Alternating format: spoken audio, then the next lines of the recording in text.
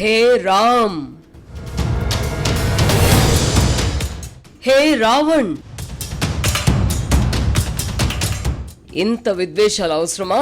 కుల మత ప్రాంతాల వారీగా ఏమిటి విష జ్వాలలు? తెలుగునాట ముఖ్యంగా ఆంధ్రప్రదేశ్లో చోటు చేసుకుంటున్న ఈ పరిణామాలు ఎవరి కోసం? విద్వేషపూరిత వాతావరణం సృష్టిస్తున్నదెవరు? దీనివల్ల ఎవరికి ప్రయోజనం?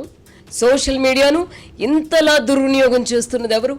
భూమి మీద ఉన్నవారు సరిపోలేదని పురాణాల్లోని పాత్రలను కూడా వివాదాల్లోకి లాగాల్సిన అవసరం ఎందుకొచ్చింది? వాల్మీకి విరచిత రామాయణంలోని శ్రీరాముణ్ణి, రావణ బ్రహ్మను కూడా తుచ్చ రాజకీయాల కోసం ముడి సరుకుగా వాడుకోవడం ఏమిటి? హిందువులు దైవ స్వరూపుడిగా భావించే శ్రీరాముడిని కించపరిస్తే వచ్చేదేమిటి? ఆ క్రమంలో రావణ బ్రహ్మను కూడా వాడుకోవడం ఏమిటి? పురాణాలను వివాదాస్పదం చేయడం వల్ల ప్రయోజనం ఏమిటి? వ్యాసుడు రచించిన మహాభారతంలోని సంఘటనలు, సన్నివేశాలను కూడా కించపరచడం ఏంటి? ఈ పోకడలు అభ్యుదయ భావాలకు చిహ్నమా? హేతువాదానికి దీన్ని ప్రాతిపదికగా చెప్పుకోవచ్చా? ఎవరి కోసమో ఇంకెవరో ఇంత సంకుచితంగా ఆలోచించడం, విద్వేషాలను ప్రచారం చేయడం ఆదర్శ భావాలకు ప్రతీక అవుతుందా? తెలంగాణ రాష్ట్రం ఏర్పడి పుష్కర కాలం దాటిన తెలంగాణవాదులమని చెప్పుకునే కొందరికి ఆంధ్ర వారిపై అంత అక్కసెందుకు? ఆంధ్ర వారికి తెలంగాణవాదులపై కినుక ఇంకా అవసరమా? 1-2 రాజకీయ పార్టీల కోసం ప్రజల మధ్య విభజన గీతలు గీస్తూ విద్వేషాలను ఎగదోయడం ఏమిటి? రాజకీయ విమర్శలకు, వ్యక్తిగత దూషణలకు మధ్య తేడా ఉండదా? ఆంధ్రప్రదేశ్తో పాటు తెలంగాణలో కూడా చోటు చేసుకుంటున్న తాజా పరిణామాల నేపథ్యంలో ఈ ప్రశ్నలు ఉత్పన్నమవుతున్నాయి. భాష, యాసలను కించపరచడం ఎలా అభ్యంతరకరమో, హిందూ మత గ్రంథాలను అవమానించడం కూడా అంతే ఆక్షేపణీయం. ఈ పోకడల వల్ల 1-2 రాజకీయ పార్టీలకు తాత్కాలిక ప్రయోజనం చేకూరవచ్చు గాని దీర్ఘకాలంలో దాని ప్రభావం వల్ల కలిగే అనర్థాల గురించి ఆలోచించరా? అధికారంలోకి రావాలనుకుంటున్న వారికి గాని, అధికారంలో ఉన్న వారికి గాని ఈ ధోరణులను అరికట్టాల్సిన బాధ్యత లేదా? సంక్షేమ పథకాల పేరిట అడ్డగోలుగా ఉచితాలను ప్రకటిస్తూ ప్రజలను సోమరిపోతులుగా చేయడమే కాకుండా రాష్ట్రాల ఆర్థిక వ్యవస్థలను చిన్నాభిన్నం చేస్తున్న రాజకీయ పార్టీలు ఇప్పుడు మత ప్రాతిపదికన ప్రజలను చీల్చి ఏమి సాధించాలనుకుంటున్నాయి? కారణం ఏమైనా కొంతమంది యువకులు రాజకీయ పార్టీల చేతిలో పావులుగా మారి సోషల్ మీడియా వేదికగా రెచ్చిపోతున్నారు. తెలంగాణలో మరుగున పడుతున్న తెలంగాణ సెంటిమెంట్ను రగిలించడానికి ప్రయత్నం జరుగుతుండగా ఆంధ్రప్రదేశ్లో కుల మత ప్రాతిపదికన విభజన సృష్టించే ప్రయత్నాలు మొదలయ్యాయి. ఈ క్రమంలో జోసెఫ్ అలియాస్ రావణ్ అనే వ్యక్తి సోషల్ మీడియా వేదికగా చేసిన వీడియోలు, వ్యాఖ్యలు తీవ్ర వివాదాస్పదమయ్యాయి.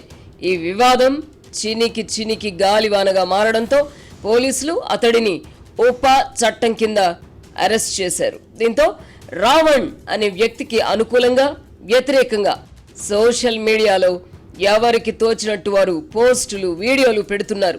మరోవైపు తమ మత గ్రంథాలను, దేవుళ్లను కించపరచడంపై హిందువులు మండిపడుతున్నారు. రాజకీయ ప్రయోజనాల వేటలో మత గ్రంథాల జోలికి వెళ్లడం ఎందుకో?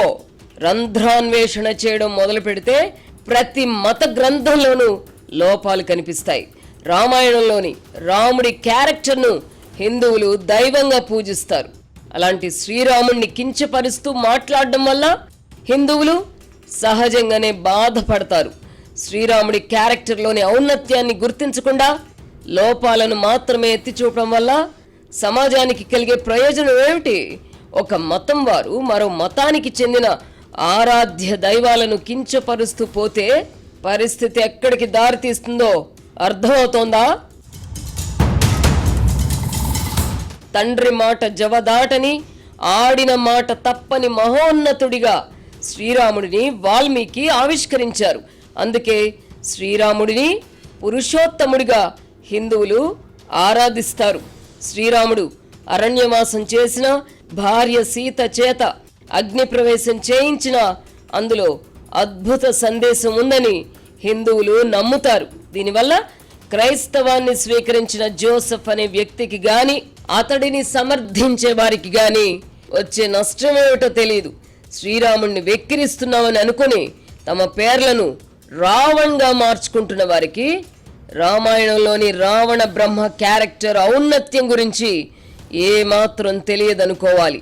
రావణ బ్రహ్మ రాక్షసుడు కాదు, అణువణువున శివభక్తిని నింపుకున్న బ్రాహ్మణుడు. శూర్పణఖ ముక్కు చెవులు కోశారన్న కోపంతో సీతను అపహరించడమే రావణ బ్రహ్మ చేసిన అపరాధం. అపహరించిన సాధ్వి సీత చిటికిన వేలు కూడా అతను ముట్టుకోలేదు. అవకాశం ఉండి కూడా ఆమెను పాడు చేయలేదు. త్రేతాయుగ ధర్మం ప్రకారం పరస్త్రీని అపహరించడం, వాంఛించడం మహాపాపం అని చెప్పడం కోసమే వాల్మీకి ఆ సన్నివేశాన్ని సృష్టించుంటారు. తన చావుకు తనతోనే ముహూర్తం పెట్టిస్తున్నారని తెలిసి కూడా ముహూర్తం పెట్టుకున్న మహోన్నత క్యారెక్టర్ రావణ బ్రహ్మది.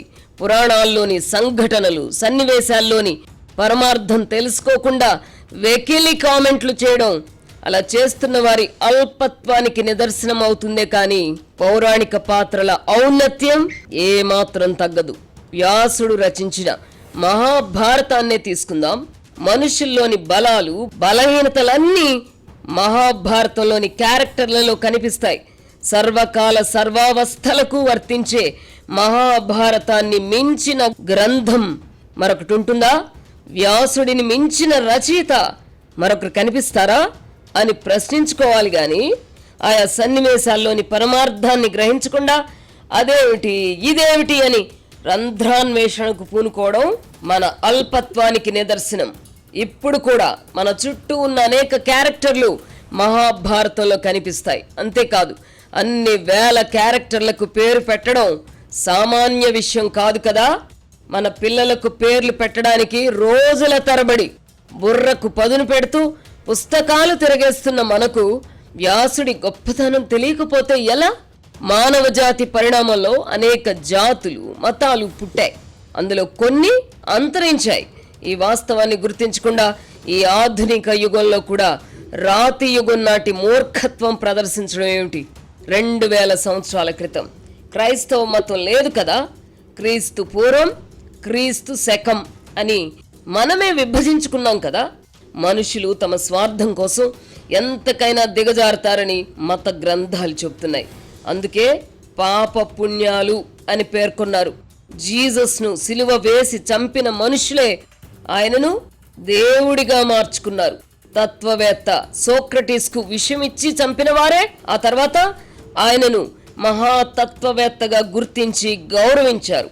పాపం చేయడం, ఆ తర్వాత పాప పరిహారం చేసుకోవడం మనుషులకు అలవాటే.